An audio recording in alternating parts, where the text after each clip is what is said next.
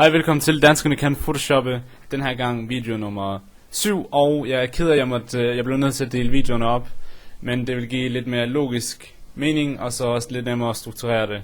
Så ja, vi følger selvfølgelig arbejdet. Har du ikke set video nummer 6, så er det vigtigt, at du kan se den nu, fordi ellers vil arbejdet måske ikke give så meget mening. Du vil ikke rigtig forstå hierarkiet og strukturen. Men ja, ellers kan jeg oplyse om, der er nogle gode tips og så videre, hvis du gerne vil lære nogle andre ting. Så følg med igen. Okay, så lad os prøve at få det her ind på et nyt dokument. Et nyt dokument bestående af vores lille kort eller papir. Så vi åbner vores kort i et lille billede i et nyt dokument. Og jeg kan godt tænke mig, at den først og fremmest lå ned. Det kan vi gøre ved at ændre det her Photoshop Canvas. Så vi går op under Image Rotation, og lad os tage 90 grader counterclockwise. Hvis vi tager, jeg kunne godt tænke mig det her papir isoleret, men lige nu så og det ville jeg kunne godt tænke mig. Jeg kunne godt tænke mig det her billede isoleret, eller i hvert fald det her papir, og det er isoleret fra den her gule kant. Og det kan jeg gøre ved at trykke W eller lige klikke her for at finde Magic Wand Tool. Og Magic Wand Tool, det kommer til at opføre sig efter dine indstillinger heroppe, altså dine indstillinger af værktøjet, som vi ser heroppe. Og den største forskel, det er to ting, du lige skal vide: tolerance og contiguous, som jeg overhovedet ikke kan sige. Og lad os lige tage et eksempel først. Nu klikker jeg ud i siden, og Magic Wand, den vil prøve at finde, farven, der er en som den, jeg klikkede på. Så hvis jeg klikkede kun lige på den her pixels, men Photoshop kunne genkende, at de her pixel her var ens. Til gengæld fandt den også nogen inde i midten, og grunden til det var, at den her sjove contiguous, den ikke var slået til, og det betyder så, at så klikker jeg igen, så kunne Photoshop ikke gå ind og finde de her pixels, fordi at der var en kant rundt om, som tolerancen var for lav til at passe igennem. Hvis vi skruer lidt op for tolerancen, lad os sige 200, tror jeg godt, de må slippe igennem. Ja, kan vi se, der er nogle tilfælde af, hvor Photoshop er ligesom at slå dem igennem her, og tolerancen, det er, hvor mange pixels til forskel for den pixels, man klikker på, den skal finde. I det her tilfælde, der tror jeg sådan set bare 10 vil være fint. Og nu har jeg sådan set markeret alt det udenom papiret, og jeg skulle bruge selve papiret, så hvis vi trykker Select, Inverse, så vil vi få det modsatte markeret, og det er altså papiret. Som vi ser her, så har vi det her i baggrunden. Hvis vi bare trykker Ctrl J, i stedet for at holde Shift nede, så vil vi have det samme i baggrunden. Ja, så vi hopper lige tilbage her, hvor vi ligesom har lavet layer via cut. Okay, jeg kunne godt tænke mig at få det her ind på det her papir, og måden vi kan gøre det på, det er at bruge Magnetic Lasso Tool. Og det gør vi under Lasso Tool, og så Magnetic Lasso Tool. Hvis jeg klikker her, så vil Photoshop prøve at gætte sig til, hvad min markering skulle være, og det er sådan set ikke sindssygt præcist, men det er til gengæld ret hurtigt. Så det er endnu et værktøj, du kan bruge til at fritlægge, men det er bedst til at bruge, når du skal markere eller fritlægge, der har nogle skarpe kanter for baggrunden, og noget der har, nogle hårde og lige kanter. Så vi kan se, at den sådan set hopper lidt rundt, kan ikke helt gætte til det. Men vi får sådan set nogenlunde markering, og jeg tror godt, vi vil kunne bruge den.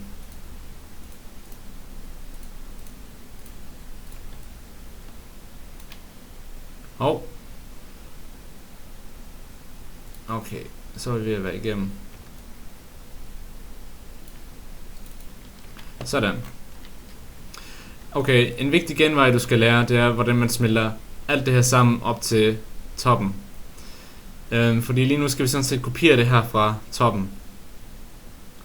Vi kunne nemlig ikke, hvis vi gerne ville have kopieret det som vi har lavet, så kunne vi ikke trykke og kopiere fra det nederste, eller det her billede i hvert fald, fordi så vil vi ikke få vores ændringer med. Så vi skal smelte alt det her sammen og smelte det op i toppen. Måden man kan gøre det på, det er at trykke Ctrl, Shift, Alt, hold lige 3 knapper nede, mens du trykker på E. Så vil den sådan lidt smelte alt det her sammen og flytte det op i et dokument for sig selv heroppe. Mens vi har markeret det, så vil jeg trykke Ctrl C. Og jeg vil så flytte det over her på vores papir. Ctrl-T for at resize det lidt. Og jeg har faktisk glemt nu, jeg har godt tænkt mig, at det her, de andre bygninger, det er jo sort-hvid, så lad os lige lave det. Det sort-hvid kan man også lave med gradient map, og så har vi lært før kun at lade den påvirke det lag, den er ovenover. Og så lige, så lige farve de her med hvid, så det kun, eller med sort, så det ikke bliver påvirket. Det er sådan en lidt dårlig løsning og upræcis løsning, vi laver, men det er sådan set lige en hurtig nødløsning. Du kan gøre det mere præcist ved at ændre det, og markere det rigtigt, i stedet for bare at male dem, som jeg gør. Okay. Jeg resizer lige lidt. Og vi ser en måde, man kan lave en skygge på. Hvis vi tager det her omrids, vi har lavet, og trykker Ctrl-J, tager det nederste, så skjuler jeg lige det øverste, så vi kan se, hvad vi laver. Og så trykker Ctrl-U, fordi hvis vi trykker Ctrl-U, så får vi den her Hue/Saturation box frem, som man også kan finde nede i Gradient Layers, eller Adjustment Layers, og så Hue/Saturation, eller finde op, hvis man ikke ønsker et lag, op i Image, Adjustments, og så Hue/Saturation, som den siger her, Ctrl-U. Ctrl-U, så kunne vi farvelægge, som vi så før, men vi kan også bare vælge at styre lysværdierne, og hvis vi fyrer den helt ned i 100% sort, så har vi sådan set noget, vi kan lave et skygge ud fra.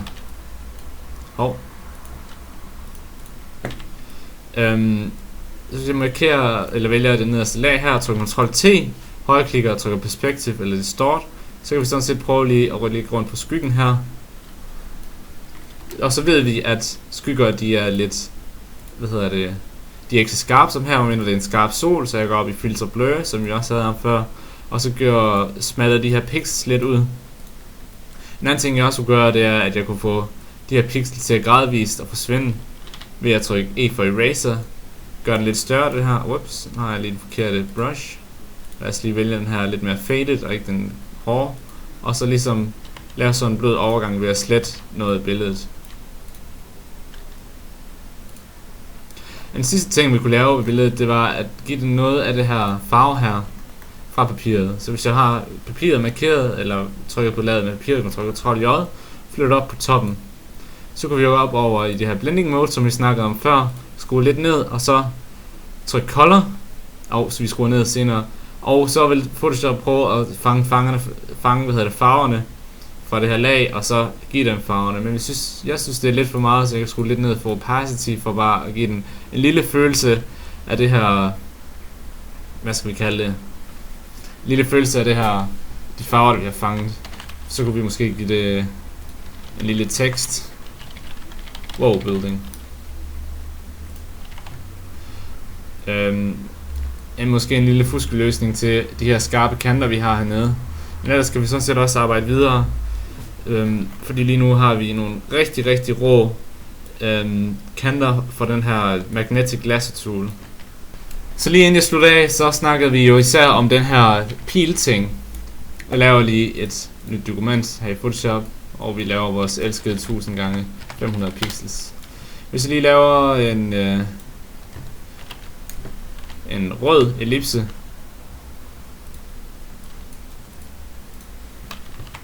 og fylder den, og så laver jeg lige en sort firkant. Jeg vil bare lige hurtigt fortælle, ligesom at du kan bruge adjustments layers til kun at påvirke laget nedenunder, så kan du også bruge, den her pil fra adjustments layers, hvor vi holder alt ned og fik ført musen imellem lagene trykket, så vil ligesom at adjustments layers kun kunne påvirke det nedenunder, så kan laget nu kun eksistere i det lag nedenunder. Og siden vi kun har pixels herinde, så kan de her pixels kun være herinde. Ligesom hvis vi havde en gradvist, lad os sige at vi havde den her bløde ting her, så ville den også sådan gradvist kun kunne eksistere på det. Noget man så kunne bruge det her til, det var her i det her andet lag, eller andet dokument, så kunne vi godt tænke os at vi gerne vil have nogle skygger på de her bygninger. Så derfor laver vi endnu et lag, og vi sørger for at det er under, så vi ikke ligesom maler. Vi kan ikke se hvad vi laver på grund af den her. Så vi ikke maler ovenpå og kommer til at male en skygge sådan her. Så vi rykker den selvfølgelig nedenunder, og så begynder vi at male vores skygger. Jeg kan tænke mig en skygge herpå, og en skygge herpå. Så kan vi godt se, at nu maler jeg sådan set både lidt skygge på skyen, jeg maler lidt skygger på bygningerne ved siden af. Og hvis vi så trykker alt ned her og laver pilen, så kan de her skygger kun eksistere på laget nedenunder. Og altså ikke det her lag, for det eksisterer også kun på laget nedenunder, der samme gør det. Og så er der altså mappen, det kun kan eksistere på. Så derfor vil det her skygger kun være på de her bygninger. Så hvis jeg nu begyndte at på laget og malet herude, så vil det kun lige røre bygningen. Og altså hvis vi ikke havde pilen, så ville det også være her. Så ja, et hurtigt projekt, lidt fusket projekt, men vi kom i gang med nogle vigtige værktøjer. Nogle ting vi lærte, det var især inden for lagerhierarkiet, eller hierarkiet layers generelt. Det var de her pile, hvor den lag ned ovenover kunne kun eksistere på laget nedenunder. Vi lærte om mapper, hvordan man kunne ligesom strukturere sine layers. Det kan man også gøre med et smart layer, som jeg snakker om i min smart layer tutorial. Men vi lærte også om, hvordan man ligesom havde et godt workflow i Photoshop, kom igennem nogle flere værktøjer. Puppet var blandt andet, I så hvordan man ligesom kunne strukturere sin lag, bruge nogle forskellige værktøjer på nogle andre måder, og filtres på en anden måde. Og så jeg også, hvordan man ligesom kunne frit lægge billeder forskelligt. Så ja, jeg håber, at det kunne bruges. Tak for nu.